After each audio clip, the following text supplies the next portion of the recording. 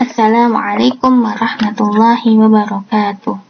Alhamdulillahirabbil alamin. Wassalatu wassalamu ala asrofil anbiya'i wal mursalin wa ala alihi wa ashabihi wa man tabi'ahum bi ihsanin ila yaumiddin, amma ba'd. Pada pertemuan kemarin kita sudah membahas di pengukuran besaran pokok. Nah, kita lanjutkan ke pengukuran besaran turunan. Masih ingat besaran turunan itu apa aja? Ya, ada luas, ada volume, ada massa jenis, dan sebagainya. Kita bahas satu persatu di sini. Nah, di sini yang pertama kita ada luas. Nah, luas itu adalah besaran panjang yang diturunkan. Nah, turunkannya bagaimana? Satuan luas apa? Meter persegi. Jadi dari meter menjadi meter persegi. Nah, itu kita turunkan ya, jadi luas. Nah, untuk benda teratur, luas itu dapat diukur dengan rumus matematika, seperti luas persegi panjang, rumusnya panjang kali lebar. Luas persegi, rumusnya sisi kali sisi. Luas jajar genjang, rumusnya alas kali tinggi. Dan sebagainya, itu bisa lihat di pelajaran matematika. Lalu bagaimana untuk benda tidak teratur? Nah, itu kita ukur dengan kertas berpeta. Nah, seperti ini. Kita mengukur daun. Nah, gak mungkin daun itu kita ukur dengan rumus-rumus matematika. Nah, kita letakkan ke kertas berpeta. Lalu di kertas berpeta itu kita hitung. Cara menghitungnya, jadi yang setengah peta atau kurang dari setengah itu tidak dihitung, tapi kalau hampir satu kotak itu kita hitung. Nah, coba kita hitung bareng-bareng di sini. 1, 2, 3, 4, 5. Nah, ini sampai 20 ya. Lalu di sini sisanya 21, 22, karena di sini hampir memenuhi satu kotak. Jadi luas daunnya ada berapa? 22 satuan luas. Nah, 22 satuan luas. Terus kemudian untuk volume. Nah, volume di sini juga besaran panjang yang diturunkan. Kalau luas meter persegi, kalau volume kita turunkan menjadi meter kubik.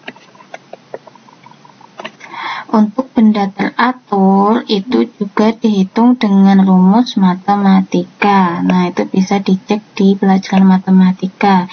Kayak kubus, rumusnya sisi kali sisi kali sisi. Balok, rumusnya panjang kali lebar kali tinggi. Demikian juga untuk yang lainnya. Lalu untuk benda tidak teratur itu bisa dengan gelas ukur atau gelas berpancuran. Nah, caranya bagaimana? Caranya itu yang pertama kita siapkan gelas ukurnya. Ini misalnya ada ukurannya ya. Lalu yang kedua kita masukkan misalnya batu yang tidak beraturan kita masukkan. Terus kemudian kita catat ini airnya pasti akan tambah ke atas kan. Nah, nanti bagaimana menentukan volumenya? Nih, awalnya airnya segini, lalu kita masukin benda, airnya jadi segini. Untuk mengukur volumenya yaitu dengan cara ini volume kedua atau volume akhir itu dikurangi volume 1, maka ketemu volume bendanya yang tidak beraturan. Di volume benda V2 atau volume akhir dikurangi volume awal. Nah, nanti ketemu volume bendanya. Atau dengan gelas berpancuran, benda dimasukkan lalu airnya itu mancur ke sini. Nah, air yang mengucur ke sini itu dinamakan volume bendanya. Massa jenis. Nah, massa jenis itu besaran massa dan panjang yang diturunkan. Rumusnya ini dibaca, massa jenis itu dibaca rho. Rho sama dengan M per V, massa dibagi volume. Nah, Rho di sini massa jenis, itu satuannya kilogram per meter kubik. M itu massa, satuannya kilogram. V volume itu satuannya meter kubik. Itu caranya seperti kayak tadi. Benda dimasukkan ke gelas ukur mendapatkan volumenya. Nah, tadi bendanya atau itu ditimbang menjadi massanya. Baru ketemu Rho atau massa jenis.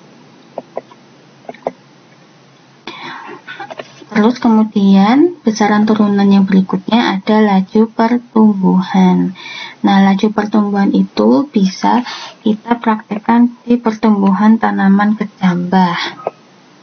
Nah, di sini merupakan besaran panjang dan waktu yang diturunkan. Nah, rumusnya laju pertumbuhan sama dengan pertambahan tinggi dibagi waktu.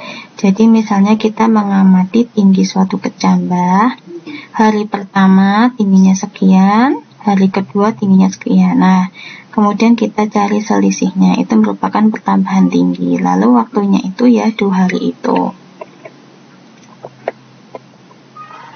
Terus ada konsentrasi larutan.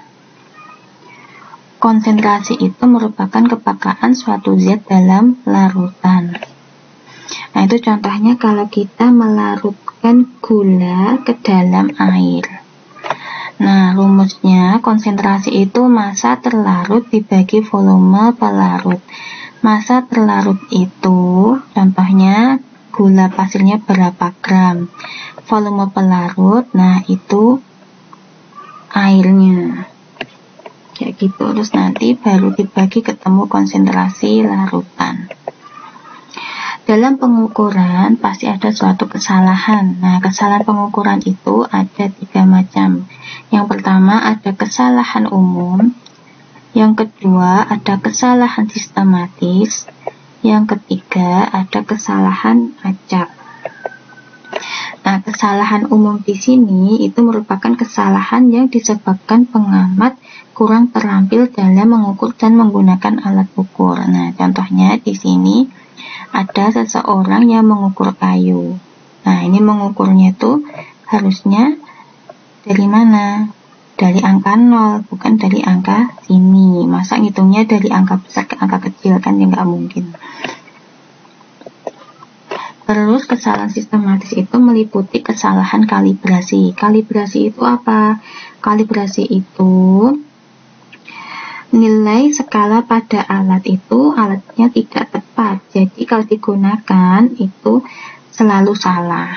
Nah, di sini kesalahannya itu pada titik 0. Misalnya pada ini angkanya tidak tepat di 0.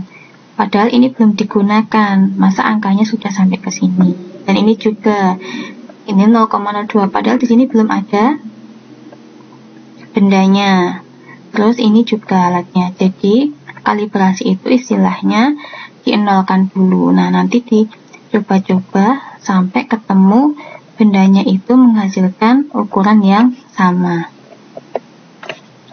Kesalahan paralaks, nah itu termasuk kesalahan sistematis.